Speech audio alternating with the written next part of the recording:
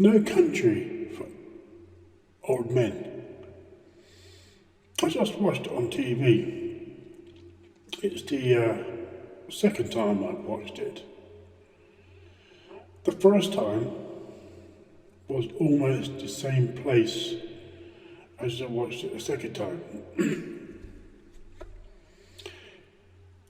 It's a very disturbing, violent film.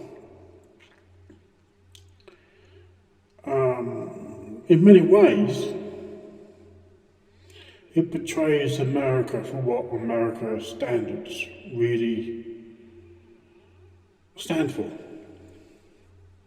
It is brutal, insensitive. In many ways, it's like investigating your surroundings. Imagine this, picture this scene, this location in your mind. You wake up and you're naked. It's between hot and cold. Let's say lukewarm. You wake up and it's completely black. You can't see nothing. No lights in, no lights outside. So you assume, because you're unable to feel a lukewarm breeze on your naked body, you must be inside.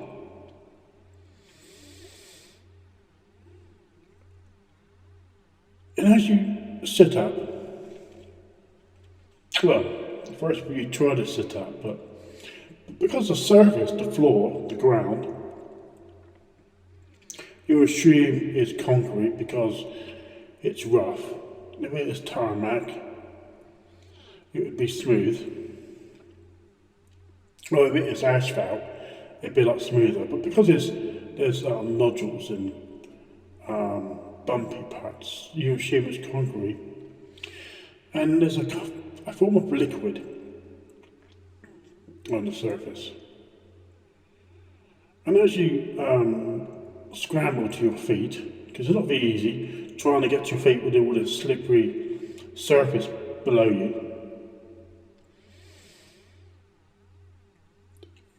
you can't see anything because it has no windows. But your head knocks into something. So you realise that it is a place where maybe people work, but you sense that, this is going to sound strange, you sense that the people that work here, how can I put this? Those of you who know what an abattoir is, that's the word I would use. You're thinking in your mind. And that sounds strange, very abstract, very dark.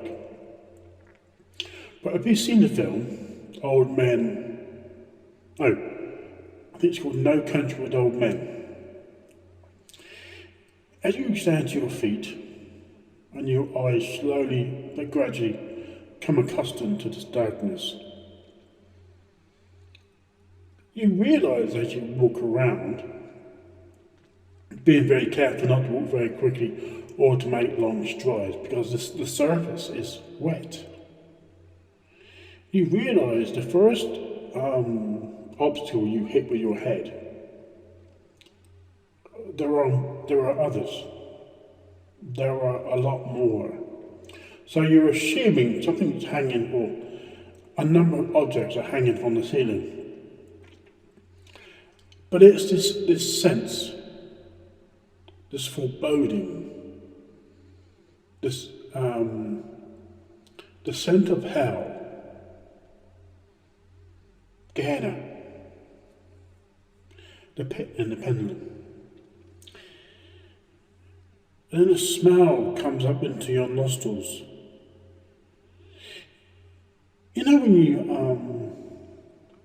place a very strong flame, heat, next to skin. But picture bacon being fried, over fried, to the point where it's burning, the smell it gives out. And suddenly your right foot hits something. It's the mixture of something hard and something soft. And that smell again. The smell is apparent no matter which direction of this building you walk in. The smell's everywhere. You realise it's the abode of something. You don't sense humans around. You don't sense living humans around. You sense a fear, a group of apparitions, as if they are looking at you, observing you, watching every movement you make, taking note. As if these 7 demons, these apparitions, these ghouls, these phantoms, have brought you here from this dream you've encountered. But what am I attempting to describe? Does my vivid imagination connect with that of your own? And are you getting my clues? You wake up in a building, pitch black, no human souls, and you pick up the sense of an abattoir. This is the only way I can describe this film I just watched. The only emotion is from a woman right at the end, and you get the impression that he didn't kill her. He plays a character which has no emotion. Because in the point where he's actually digging out or injecting stuff into his leg, there's no emotion, there's no a revealing of his face, no gestures, being in pain.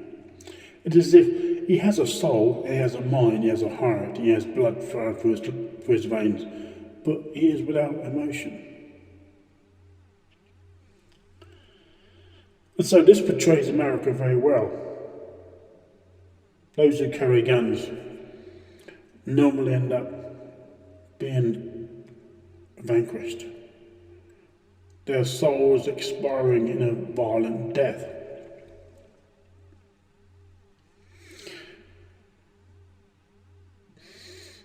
Something that everybody tends to avoid, and yet people are interested. So back to these 7 demons, these phantoms, these ghouls that you know are there. They're in the shadows, but you're wondering, how is it they are here? Well, some of you who watched the film I am rambling about will no doubt experience dreams, nightmares, torturous moments when you realise you're being chased by something or someone. You might have had this dream, this nightmare, this nightmarish experience from watching the film. Or you could have something feeding off you. All these words and these descriptions, in my opinion, are abstract. Because the film is abstract. There's no emotion.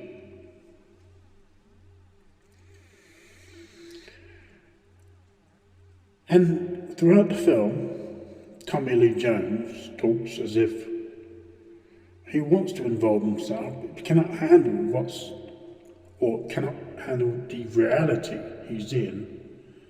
So he trips away, so to speak, because the story he tells of the abattoir and the steer and the bullet in the forehead. Abstract, as he has no emotion. Because only her, the lady at the end who just buried her mother, the only one with emotion. She's not prepared to say heads or tails, concerning her eventual death when he flipped a coin. Strange, isn't it? The flip of a coin will decide whether he shoots her or not. Again, no emotion, no sense of honour or duty. It is disturbing, but America keeps pumping out films like this. People will always pick up the correct idea. I must be dying. And are you the kind of person who has to use their brain? Hang on a minute. If you have a brain, a lot of you don't have a brain. You think your brain is between your pants. Or you think your brain comes alive when you take your clothes off. Yeah, you can imagine. But if those of you have a brain, are you picking up my cold choice of words about the film No Land for Old Men? So enjoy. I may visit you sometimes in your dreams. Goodbye.